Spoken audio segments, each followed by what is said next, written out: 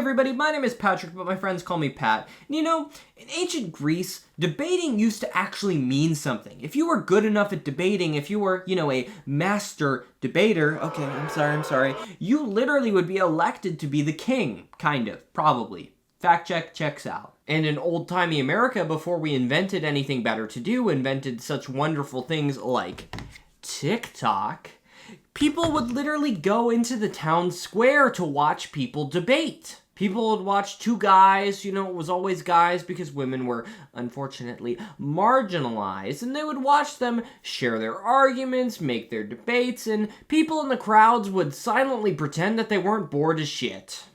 But now we're in the modern day, and those crumbs of ancient traditions still persist even into the future. Enter Joe Biden and Donald Trump. Perhaps it's a little bit fitting that we're pitting two old people against each other, making them both do something that neither of them wants to do, which is kind of the opposite of how we normally structure society, because we normally give old people a pass on basically anything they want to do. And we do this because, I don't really know how to put it super politely, they're kind of at the 4 p.m. of the Friday afternoon stage of their life, except for them there's no weekend, there's only the eternal void. Oh god, that's dark for a minute into the video. I respect the old people, okay? Just, not these two particular old people. And this is why when I worked at Target, I would always entertain every single whim of any elderly person, whether they were berating me without a mask, or whether they were going to ask me 7 different questions about eggs. Which, I kind of viewed that the same way I would view someone taking, a 15-minute shit during the SATs, I guess it's your time, your limited time to do with what you see fit, but also, I really don't know how this benefits you. But yes, Joe Biden and Donald Trump, two elderly people who both want to be the president of the United States, but probably would be better served by being literally anything but. And this is not a particularly new or particularly novel opinion because most voters do not want the first presidential rematch since 1956, and this video is really not going to be very political. Instead, it's going to be about my favorite thing, speech and debate. These are the medals I won for being in speech and debate, which I'm going to continue to wear for the duration of this video, which is about 1/10 endearing and 9/10 pathetic. Which I'll take, because normally if I wear these out in public, it will fully be 10/10 pathetic. And the reason I'm making this video is because it really doesn't matter what Trump or Biden said during the debate. That being said, obviously we're going to talk about it, but we're also going to talk about the death of the debate format itself. Debates, in a modern sense, aren't about anything what these debates were like. Debates, in a modern sense, are all about vibes. They're about quotes like this. I really don't know what he said at the end of that sentence. I don't think he knows what he said either. Or quotes like this. Every single thing he said is a lie.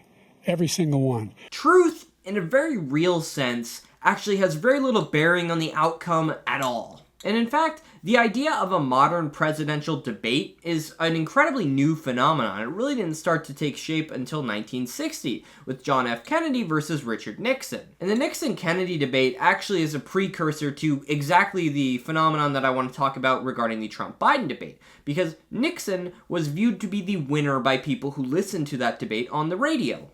But a different story on television. Because John F. Kennedy was viewed to be the winner for those who watched the debate on television. Because Nixon was viewed to be, and this is not a joke by the way, he was viewed to be kind of slovenly, sweaty, and unshaven. And this is the standard they had. This is what was considered to be unshaven. So if that's the standard, I want to apologize to everybody who's ever watched half of my videos because I have been worse than Nixon. But this gets to my point because it shows that the winner of the debate wasn't necessarily the person who made the best arguments, the most well-structured arguments, the most supported by evidence arguments. It was more about vibes, who was felt to have won the debate based on vibes. Most people aren't really looking for coherent arguments, especially when you really get into the nuances of policy disagreements, because policy disagreements for most people are boring, which is why we're really not going to focus on them a lot in this video. Again, we're looking to see, did Trump or did Biden pass the vibe check? Who has the most main character energy. Okay, I'm gonna stop doing that. I am not that lawyer on TikTok. I cannot pull it off.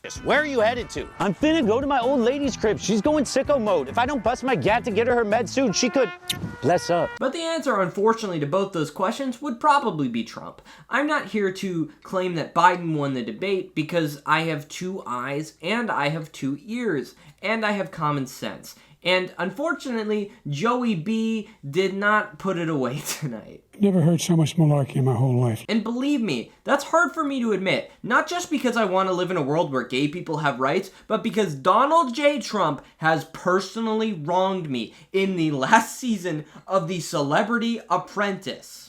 In that season, Donald Trump got rid of Johnny Damon, Ian Ziering, and Brandi Glanville, despite the fact that they as a team had won the last 2 challenges and were a great team. But due to time constraints, they had to get eliminated all at once, and Trump was all high and mighty about it. No, those 3 deserve to be the final 3, and I will die on that hill, and that is why I did not support Donald Trump in 2016, nor will I support him now. It is only because of that Celebrity Apprentice grudge that I have. And I'm serious about that. Look it up, man. Okay, I got pretty passionate in that last part. I need to take off my bling because it's jingling too much. Hashtag humble flex. In conclusion, Mr. President, f*** you. Do not come for my reality television queen and my Sharknado king. But here's my issue with the whole process of these presidential debates. There's no truth involved really in any of it. And look, when Trump does something like this... His son is a convicted felon at a very high level. His son is convicted, going to be convicted probably numerous other times. But he could be a convicted felon as soon as he gets out of office. Joe could be a convicted felon with all of the things that he's done. He's done horrible things. It's always going to be less funny and less entertaining than when Biden goes on an overly verbose and very wordy and very meandering policy explanation like this. To $15 for a insulin shot as opposed to $400. No senior has to pay more than $200 for any drug, all the drugs they can include beginning next year. And while Biden's argument perhaps makes a lot more sense, that's really just not what people are looking for. Because a lot of people were watching this debate to see, okay, well, I know Biden is old, but how old is he? Yo, president so old, his social security number is 3. Yo, president so old, he went to an antique store and they wouldn't let him leave. Yo, president so old, when he went to a school, there was no history class. Beauty of the internet, ladies and gentlemen. But a lot of Americans who are really trying to determine, okay, how old is this person we're about to entrust with the nuclear codes? Is he the old level of like, okay, he needs to be in a retirement home yesterday, or okay, he's like my old uncle who is still firing off racially offensive but well-meaning comments during every Thanksgiving. Like, does he still have his lucidity, or do we need to be putting him out in greener pastures? Well, as it turns out, Trump was actually the one talking about the blacks. The fact is that his big kill on the black people. And Biden was the one feeling under the weather. Well, let's see what your numbers are when this election is over. Let's see. You're a whiner. How about for once in your life, you stop whining, you stop complaining, and just man up? Because yeah. But again, trying to compare this to an actual standard debate is perhaps misguided. Because when I was doing speech and debate, I really wasn't trying to convince the scorekeeper that I wasn't senile. I was pretty sure they knew I wasn't senile at the time, me being 17. And I generally wasn't rambling on about my encounters with a wayward gang member named Corn Pop. And Corn Pop was a bad dude. And he ran a bunch of bad boys. But ultimately, these were Biden's objectives, and he failed. Trump's objective, meanwhile, was to show that he was a somewhat competent and not entirely deranged individual. An objective that he also failed. For 3.5 years, we're living in hell. We have the Palestinians and we have everybody else rioting all over the place. You talk about Charlottesville.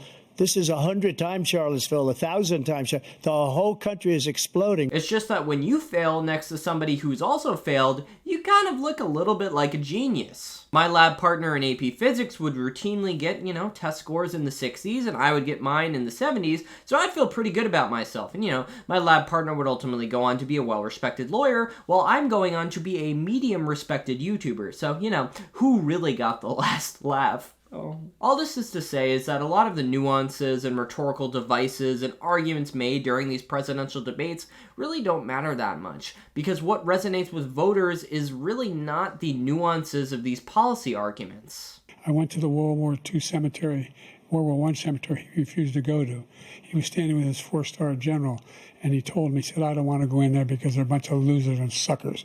My son was not a loser, was not a sucker. You're the sucker. You're the loser. On multiple occasions, Biden, and more so Trump, would be asked questions about certain subjects and would basically dodge the questions entirely and barely answer them. And if I'd done that during speech and debate, I would have been deducted points. But, unfortunately, the American political system doesn't have an overeager English teacher who's volunteering on their weekends to keep score and deduct points of the American political system. For instance, one of the ideas that came up a lot on Trump's behalf was the idea of levying a 10% tariff on all imported goods, which is really an idea that would have been a hit like 130 years ago when William McKinley was president, but in the modern day, putting a 10% tariff on all treats, essentially a giant tax, would be tantamount to political suicide if anyone had the courage or mortal fortitude to actually confront him on this idea. Or, at least it probably should be political suicide if Biden actually had the wherewithal to get a single coherent sentence out, which gets to the whole crux of this video. Because it's not about what you say, it's about how you say it. And this is doubly true if you are the President of the United States,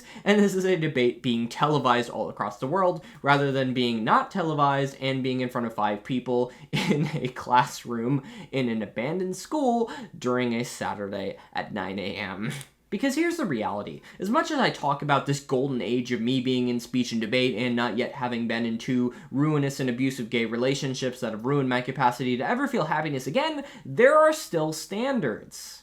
Which brings us to Joe Biden, who I would describe as someone who was kind of rhetorically cornered throughout this entire debate and kind of had to respond accordingly with a variety of statements, which I don't know if I necessarily would have advised him to say. Of having sex with a porn star on the night while your wife was pregnant. I mean, what are you talking about? You have the morals of an alley cat. I would say that the modern young voter who he's probably trying to reach doesn't really have a broad understanding of what an alley cat is, or what the morals of an alley cat would be, but I do respect the pugnaciousness and the anger in that response. I didn't have sex with a porn star.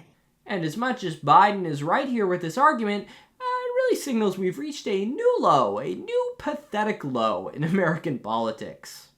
Okay, this is depressing me far too much now. How about we take a nice little palate cleanser to realize that RFK Jr., who I've made a video about here, has made himself a fake debate where he edited himself into the real debate and made a fake moderator. It reminds me of how I would make fake pretend TV shows with my stuffed animals. Yes, Mr. Patrick, I'm going to be president. When do I get to have a tea party with your Batman action figure? By the way, action figures aren't dolls because dolls would be gay. Ooh. This debate was more of a spectacle than an academic exercise, and okay, maybe there's a lesson to be learned there, because when I was doing debate, there was one instance where I put a costume underneath my windbreaker, I removed my windbreaker, and I also revealed that I had a hidden speaker in my bag, and I made a pretty impressive introduction with patriotic music and a patriot costume on me. And I ended up losing that debate, narrowly might I add, but maybe, again, there's a bit of a lesson there. Style might not always beat substance. Granted, I was 17 years old, and I could actually at that time string a sentence together coherently without talking about here's the trillionaires. What I'm going to do is fix the tax system. For example, we have 1,000 trillionaires in America. Billionaires in America. But overall, I think the state of our country is pretty unchanged following this debate, except, gosh dang it. I just love these 2 old geezers so much. I wish we had kind of actually a third candidate who was a little older, maybe a little bit wiser, because, with Joe Biden and Donald Trump, I just love them so much. I wish they both could be president. I wish they could, serve together, like a nice George Washington, John Adams type dynamic. I think they'd be like besties. They'd be besties for the resties. But again, I'm really not here to be super political or one-sided. I'm just mostly here to be sad because this is the country I have to live in, and I had to watch Donald Trump bragging about passing cognitive fitness tests. Well, I took 2 tests, cognitive tests. I aced them. both of them, as you know. And I'm also here to laugh at the fact that Turkey was advertising during the middle of this presidential debate saying, hey, visit Turkey. Because honestly, it's just such a golden advertising opportunity. Hey everybody, Editing Patrick here. And the polls after the debate have finally come out have been, well, mixed. Some of them actually have Joe Biden gaining support. So I guess debates really do not matter. Well, you know, at the end of the day, I'm just proud to be an American because at least we spill the tea. And that was horrible, and I'm really sorry that I even made that joke. That's going to do it for me, guys. I hope you enjoyed this video. If you enjoyed it, please leave a like, please comment. Did you watch the debate? Did you see clips? Did you see highlights? What do you think? Are we screwed? Is it going to be okay? Did Trump win? Did Biden win? Am I wrong? Am I right? Please comment. Let me know. I always read all the comments. But yeah, if you liked the video, like, comment, subscribe. And as always, my name is Patrick, but my friends call me Pat, and I will see you for the next one.